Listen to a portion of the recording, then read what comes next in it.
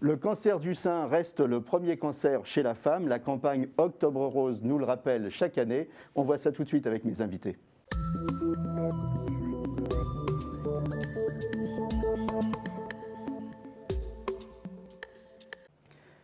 Alors avec moi sur le plateau, le professeur Axel Kahn, vous êtes président de la Ligue contre le cancer. Docteur Grégory Lansner, vous êtes radiologue et responsable scénologie à la FNMR. Qu'est-ce que c'est la FNMR, rappelez-nous? C'est la Fédération nationale des médecins radiologues. Voilà. Et Christine Salin-Chevalier, vous êtes présidente du fonds de dotation RL et vous faites plein de choses pour les femmes atteintes de cancer.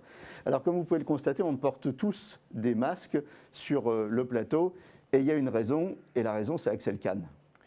En effet, j'ai pris l'habitude d'avoir un masque, tout simplement parce que ça fait assez longtemps, et j'ai été de ceux qui ont demandé au président de la République de le faire.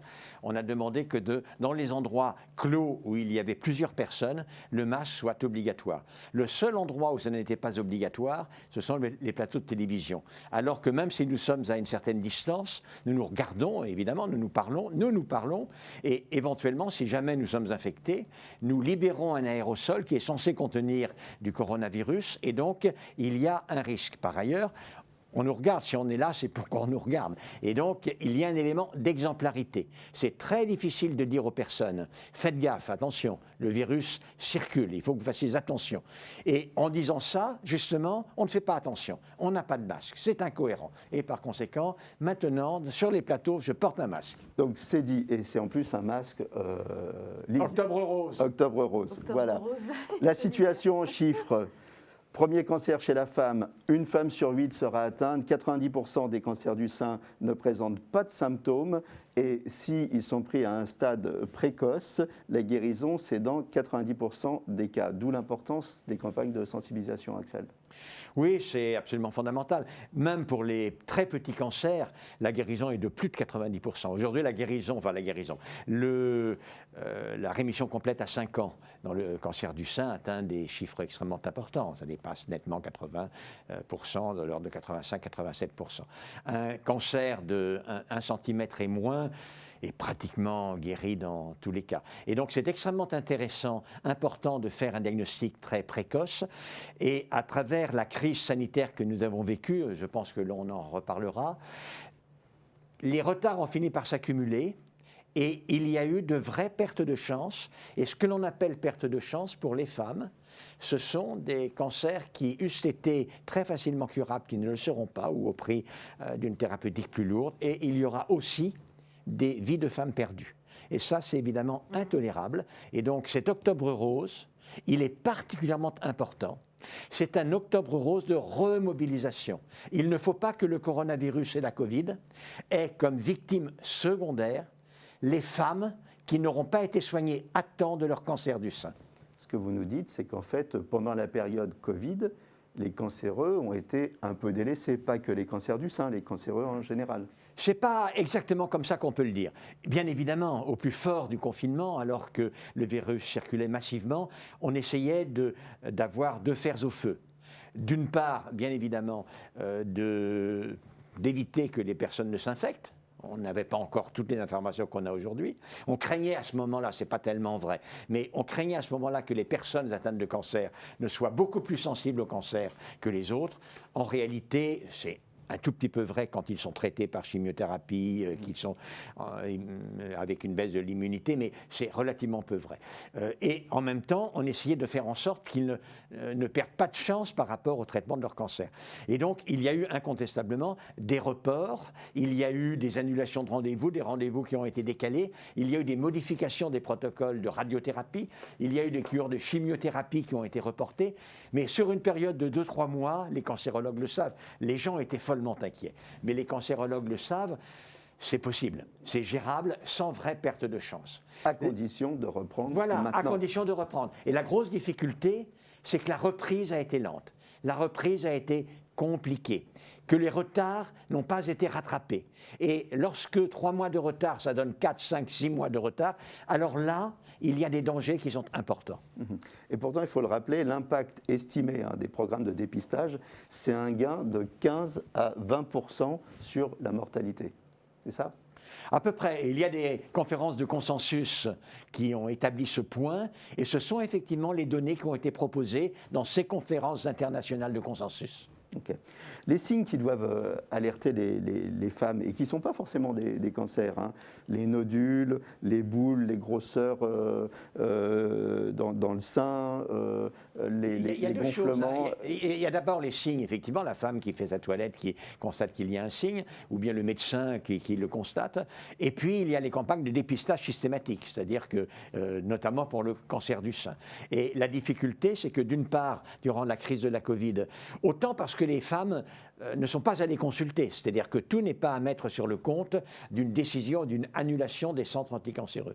Il y a une partie d'auto-limitation de la part des femmes, et par ailleurs, on va dire jusqu'au mois de juin, nous en discutions tout à l'heure, les campagnes de dépistage organisées systématiques ont été arrêtées. Elles redémarrent, mais elles n'ont pas encore repris la totalité de leur force, de leur flux habituel. Donc, il y a effectivement aujourd'hui une inquiétude que des retards ne deviennent vraiment préoccupants. La Ligue, très tôt, a mis un service d'appel, un service d'écoute, au bout du fil duquel il y avait une dizaine de cancérologues qui se relayaient, et j'en étais au début, ensuite j'ai laissé la main. Et on a un cas, alors je ne sais pas si vraiment le diagnostic plus précoce eût été salvateur, mais c'est une jeune femme qui avait constaté qu'elle avait une petite boule dans le sein au mois de mars. Et terrorisée par tout ce que l'on disait, elle n'a pas été consultée. Elle n'a été consultée que vraiment au moment du déconfinement. Et c'était un petit cancer, encore 2 cm au moment où on l'a diagnostiqué, un petit cancer triple négatif avec déjà des métastases cérébrales. Et donc, on s'est dit que peut-être, si le diagnostic avait été fait 3 mois auparavant, alors le pronostic eût été moins sévère. Donc si on a en fait un message à passer aujourd'hui, au début de cette campagne Octobre Rose, c'est qu'il faut vraiment reprendre très très vite le dépistage. Le dépistage, c'est aussi l'imagerie. Je me tourne vers vous, Grégory Lansner, vous êtes radiologue. L'imagerie, elle joue un très grand rôle dans le dépistage. Alors on va repartir de la base. Une mammo, qu'est-ce que c'est ? Alors, le dépistage mammographique est essentiel. C'est le fer de lance de cette campagne. Parce que le radiologue va être vraiment au cœur de la prise en charge de la patiente. C'est lui qui va la recevoir, la rencontrer et organiser après la suite s'il découvre quelque chose. Le dépistage, c'est quoi ? C'est toutes les femmes entre 50 et 75 ans qui vont effectuer une mammographie tous les 2 ans, accompagné d'un examen clinique. C'est pas juste faire une image. Répondez à la question. Une mammo, qu'est-ce que c'est ? Faites pas comme les politiques, ils posent une question et ils me répondent autre chose. Moi, je peux répondre. Qu'est-ce que c'est une mammo déjà ? Une mammographie, en fait, c'est une patiente qui se rend à un cabinet de radiologie et qui va effectuer une radiographie de son sein. Comme on pouvait effectuer une radiographie de la main, du pied, des poumons, là, c'est une radiographie de son sein. Elle va donc arriver, on est sur un appareil de radiographie avec des rayons X, c'est vrai, des doses qui sont très faibles, le plus faible possible, et on va placer le sein dans un appareil qui va comprimer le sein. Alors c'est vrai que ce n'est pas très agréable cette sensation de compression. Les constructeurs ont vraiment travaillé à améliorer ceci. Maintenant on a des appareils qui ont des compressions beaucoup plus douces, on a même des machines où les patientes peuvent elles-mêmes pratiquer la compression, c'est-à-dire ce sont elles qui appuient sur l'appareil pour faire la compression. Et on se rend d'ailleurs compte que souvent, elles arrivent à comprimer le sein beaucoup plus que quand c'est un manipulateur qui le fait à leur place. C'est-à-dire qu'elles peuvent aller plus loin dans la compression. Plus on comprime le sein, plus la qualité de l'image sera meilleure. Oui, mais il n'y a pas l'appréhension. C'est-à-dire que là, on décide de la compression, alors que sinon, on subit. Ce n'est pas la même appréhension. Exactement. C'est important de travailler sur l'appréhension. Hein. Ben oui, on leur parle. Alors, on a maintenant des machines qui sont aussi décorées avec des lumières, des choses pour être dans une ambiance plus apaisante. Pas une salle blanche triste. Et donc, on va leur faire cette radiographie de leur sein sous plusieurs incidences, c'est-à-dire de face, en oblique. Bon, après, ça, c'est notre technique radiologique. Et on va observer ces images. On va également effectuer, parce que ça fait partie de la mammographie, un examen clinique. En fait, on va palper les patientes, palper leur sein, essayer de dépister quelque chose. Et si on a une anomalie, soit clinique à la palpation, soit à la mammographie, dans ces cas-là, on fait des examens complémentaires. En général, on passe par une échographie, voire après d'autres explorations. Alors, à partir de quel âge ? Alors, comme il a dit, cela dépend. Hein. Oui. Dans le dépistage systématique, parce qu'il y a plusieurs éléments, je l'ai dit tout à l'heure. Il y a la personne qui a un signe, et donc elle va pour la mammographie. Et là, d'une certaine manière, quel que soit son âge, il y a un signe. Alors, c'est plus compliqué. Le radiologue nous dira pour quelle raison. Sur un sein très jeune, c'est plus compliqué. Il y a plus de risque d'erreur. Mais il n'empêche qu'une femme de 35 ans, de 40 ans qui a une boule dans le sein, elle va consulter et on va naturellement faire des examens. Mais le dépistage systématique chez les femmes qui n'ont rien observé, le compromis, à l'heure actuelle, le consensus international, c'est, comme on l'a dit, entre 50 et 74 ans. Entre 50 et 74 ans, tous les 2 ans, la mammographie. Avant, c'était compliqué, les images ne sont pas forcément de bonne qualité. Et après, le rapport, on va dire, bénéfice-risque fait que l'on arrête. On essaye... Aux États-Unis, je sais qu'on veut aller au-delà de 74 ans. Oui, mais surtout, le grand progrès que l'on attend, c'est de ne pas le faire de la même manière pour tout le monde et de faire un test, de faire une batterie de tests génétiques afin de personnaliser la notion de niveau du risque. Et chez des personnes qui ont un risque très très bas, une mammographie tous les 5 ans, un examen tous les 5 ans pourrait suffire, alors que chez des personnes dont génétiquement le risque semble élevé, alors des examens, cet examen-là, la mammographie ou d'autres examens, peut-être dans l'avenir, peut-être pourriez-vous nous en dire un mot. L'IRM va venir, c'est un élément qui est tout à fait important.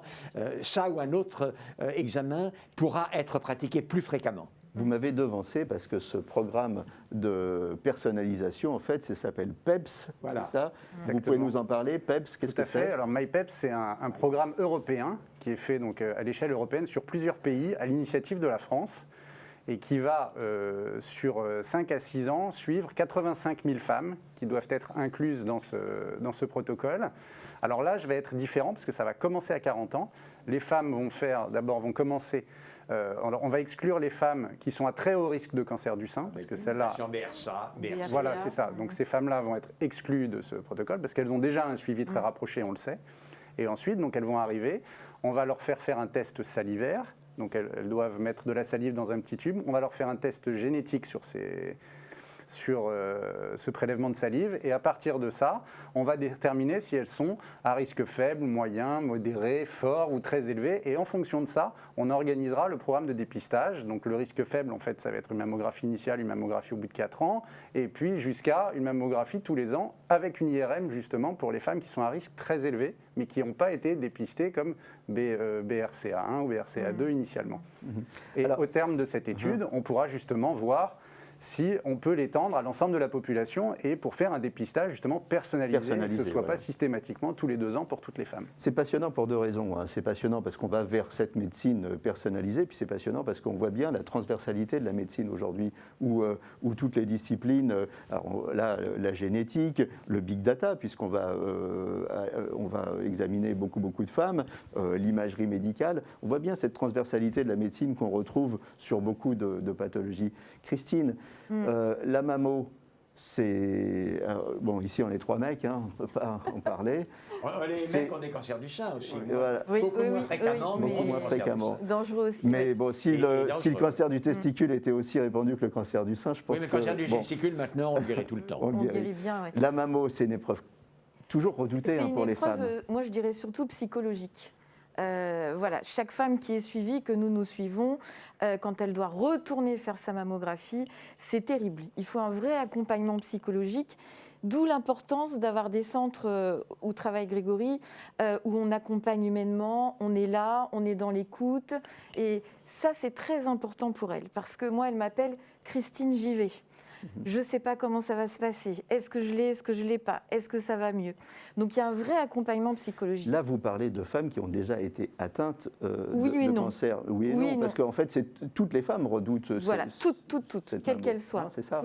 Toutes. Et il y a aussi beaucoup, moi je dirais, quand on parle des tests là, à partir des femmes de 40 ans, on rencontre de plus en plus de femmes jeunes qui ont moins de 40 ans qui sont touchées. Donc on arrive à Octobre Rose, mois de la prévention, dans la prévention, il y a palpation.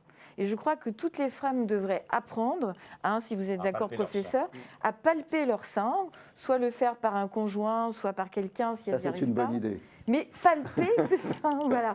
Moi, je leur dis... Ça arrive très souvent Voilà. que ce soit le mari Mais c'est bien. des pistes le cancer de son épouse. Tout à fait. Et c'est généralement ça. Là, ça m'est encore arrivé avec une de nos patientes qu'on suit. Donc, la palpation, moi, je leur dis, faites au moins même une fois par semaine quand vous vous crémez, vous mettez de la crème et tout. Faites tester par votre mari, palpez, etc. Accentuons sur cette prévention qui permet évidemment de soulager après quand on passe sa mammo. Voilà, messieurs, palpons les seins de nos femmes. C'est les médecins qui le disent. C'est une ordonnance. Il faut faire une ordonnance à tous les maris. Et on va peut-être vous rembourser. Pas toutes les semaines, plutôt tous les mois. Parce qu'une les femme mois. qui se palpe trop souvent connaît trop bien son sein et ne sent pas la boule apparaître.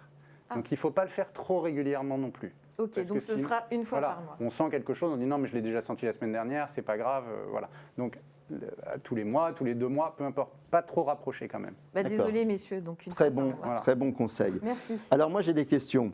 Si j'ai une prothèse mammaire, est-ce que je dois faire une mammo? Alors, je vais demander peut-être au radiologue ce qu'il en pense. La réponse est oui, évidemment. Bien sûr. On n'a aucun problème à faire un dépistage mammographique lorsqu'il y a une prothèse. On a des techniques, les machines sont adaptées, elles ne font pas trop de compression, il n'y a pas de risque d'éclater la prothèse, puisqu'il y a aussi cette crainte de rupture de prothèse. Non, il n'y aura pas de rupture de prothèse. On fait parfois un cliché contenant la prothèse et on fait aussi des clichés, des mammographies, où en fait on va repousser la prothèse en arrière et du coup on va faire une mammographie du sein en avant de la prothèse, en ayant récliné la prothèse en arrière. Donc il n'y a aucun souci. Et dans ces cas-là, c'est souvent complété par une échographie, parce que c'est vrai qu'on ne peut pas avoir l'ensemble du sein de manière aussi optimale que quand il n'y a pas de prothèse. Du coup, on complète par une échographie, mais il n'y a pas de souci. Et alors j'ai une autre question. Est-ce que les porteuses de prothèses sont plus à risque? Est-ce qu'elles ont plus de cancer du sein? Absolument pas, ça ne modifie pas du tout, ça n'augmente pas le risque. Il y a eu des prothèses qui étaient des mauvaises prothèses et qui pouvaient entraîner des cancers du sein, mais dont on en a parlé suffisamment dans les médias. Et C'était pas les complications les plus fréquentes. Hein. Voilà, non, pas du tout. Il y avait des problèmes inflammatoires. Exactement, mais ce n'est pas du tout le même type de cancer. Et ces prothèses sont exclues et on ne les utilise plus. Donc, il y a eu des lymphomes notamment. Oui, c'est ça. Ce ne sont pas les mêmes types de cancers que ceux dont on a l'habitude dans les cancers du sein classiques. Mais non, les prothèses mammaires n'entraînent pas une augmentation du risque de cancer du sein. Alors, dans les signes qui doivent nous alerter, on a parlé des nodules, des petites boules, des grosseurs, mais il n'y a pas que ça. Hein. La rétractation de la peau, du mamelon, des rougeurs, des écoulements au niveau du mamelon. J'ai été exhaustif. Qu'est-ce qu'il y a d'autre comme signes qui doivent alerter les femmes? Et qu'est-ce qu'on fait Pour l'écoulement, les hommes aussi. Et qu'est-ce qu'on fait en fait dès qu'on a un de ces signes? Qu'est-ce qu'on fait? Un dernier signe, ça pourrait être une petite boule dans les selles également, parce que ça peut être juste un petit ganglion dans les selles qui peut révéler un cancer du sein non palpable. Qu'est-ce qu'on fait? Évidemment, on va consulter son médecin au moindre signe. Je rebondis sur le problème des femmes jeunes, c'est des diagnostics tardifs parce qu'on ne pense pas qu'on a un cancer du sein, donc la femme néglige ça un tout petit peu et elle arrive et c'est déjà un cancer de grande taille. Donc vraiment, le site, c'est dès qu'on voit quelque chose, dès qu'on sent quelque chose d'anormal dans son sein, il ne faut pas hésiter à aller consulter et il ne faut pas hésiter à aller demander un examen d'imagerie. Chez les femmes jeunes, on aura plus tendance, vingtaine, entre 20 et 30 ans, plus tendance à faire une échographie d'abord, en première intention, parce que souvent la glande est plus importante, plus dense, donc on voit mieux à l'échographie qu'à la mammographie. C'est ce que disait M. Axel Kahn tout à l'heure. Qu'on pourra compléter par une mammographie si besoin, mais on commence en général par l'échographie. Et c'est vrai que c'est un examen irradiant, donc autant ne pas irradier les seins des jeunes filles trop tôt. On préfère attendre un petit peu. Et de toute façon, donc, le moindre signe, l'important c'est on va voir son médecin, il prescrit un examen d'imagerie, mammographie, échographie. C'est à nous, médecins radiologues, de décider quel va être le meilleur examen, si on commence par l'échographie, si on commence par la mammographie, s'il faut compléter l'un par l'autre. En termes de statistiques, simplement, ce que vous nous posez comme question est très important, parce qu'il y a une certaine tendance à la diminution de la fréquence des cancers maintenant où la thérapie substitutive de la ménopause a à peu près été arrêtée. Incontestablement, ça a un peu augmenté la fréquence des cancers du sein post-ménopausique. Donc ça, c'est en train de décliner. En revanche, les cancers chez les femmes jeunes ont plutôt tendance actuellement à augmenter et notre vision des cancers du sein doit se modifier. C'est une des raisons pour lesquelles, pour l'avenir, personnellement, j'aimerais avoir votre sentiment. Je pense qu'elle aussi évolue techniquement énormément, qu'une utilisation plus systématique de l'IRM serait un très grand progrès. Oui. On sait que l'IRM est un très très bon examen pour le dépistage. Malheureusement, on a ce problème d'accès. Voilà. Et on sait qu'on est sous-doté en France. On est sous-doté. Je vais vous donner un chiffre. Ouais. On est équipé au niveau de la Turquie en France pour les IRM. Absolument. Le problème aujourd'hui, ce n'est pas que ça ne soit pas un bon examen, c'est qu'on n'a pas assez d'appareils pour le faire. Exactement. Absolument. C'est un excellent examen, presque le meilleur, mais Messieurs, évidemment, on a pour été l'instant. très technique. Il ne faut pas oublier que on parle des femmes. Et on parle des femmes et on parle d'une maladie qui est difficile à vivre, comme toutes les maladies, mais le cancer du sein, c'est difficile à vivre.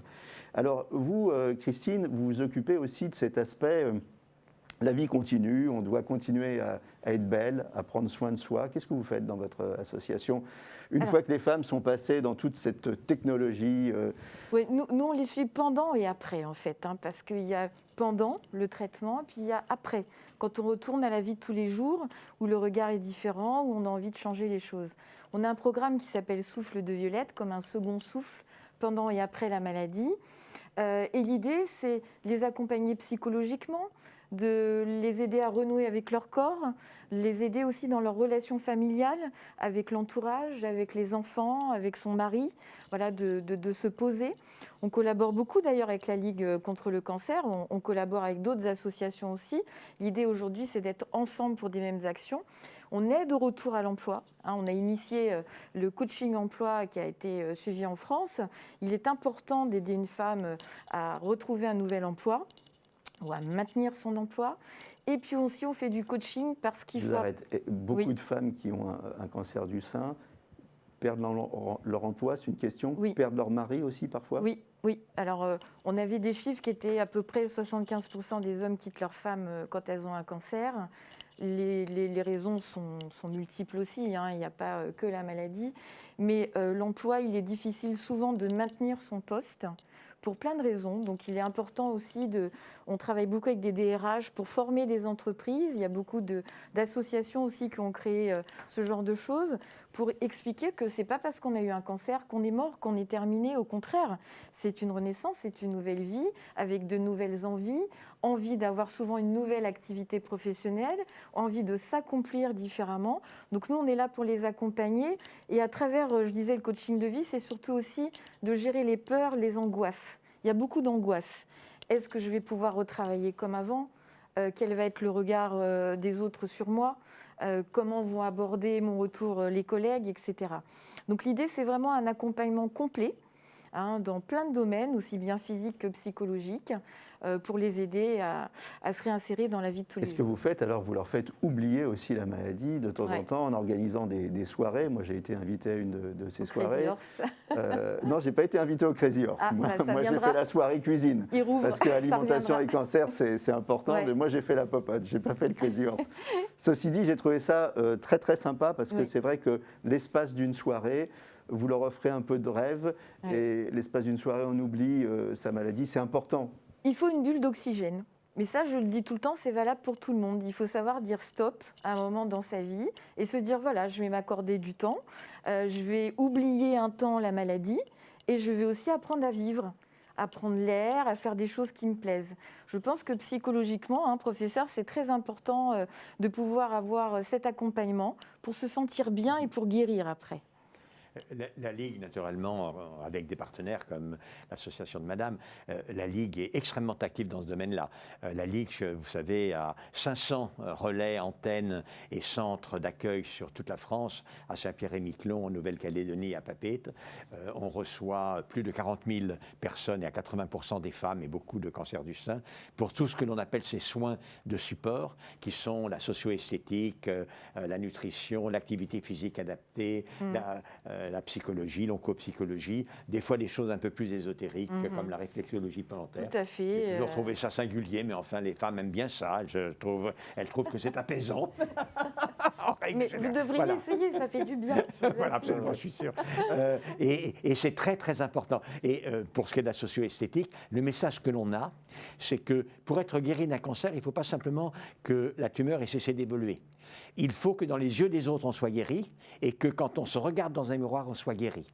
Et par conséquent, l'apparence de la guérison n'est pas beaucoup moins importante que la réalité de la guérison. Et il faut absolument que cet investissement pour offrir la totalité d'une femme à elle-même, après qu'elle a été traitée, guérie pour son cancer, soit considéré comme une priorité. Tout à fait. Et le fait qu'elle se retrouve femme, même quand elle a perdu ses cils, ses sourcils, ses cheveux, nous avons parlé du Crazyhorse, le perruquier du Crazyhorse qui est notre partenaire. Donc forcément, elles repartent et la Ligue nous les envoie d'ailleurs avec de magnifiques perruques. Voilà, à chaque fois, on essaye de les accompagner au maximum. Et ben voilà, beaucoup de choses à dire sur le cancer. On arrive au terme de cette émission. On en fera d'autres pendant Octobre Rose. Merci, professeur Axel Kahn. Je rappelle que vous êtes président de la Ligue contre le cancer. Grégory Linsner, vous êtes radiologue à Paris et vous vous exprimiez au nom de la FNMR, la Fédération nationale des métiers de la radiologie. Et Christine, merci pour ton énergie, je dis ton, parce qu'on se tutoie dans le privé. Merci à toi. Voilà, gros bisous les filles, on vous aime et à bientôt pour un nouveau numéro de Capital Santé. D'ici là, portez-vous bien.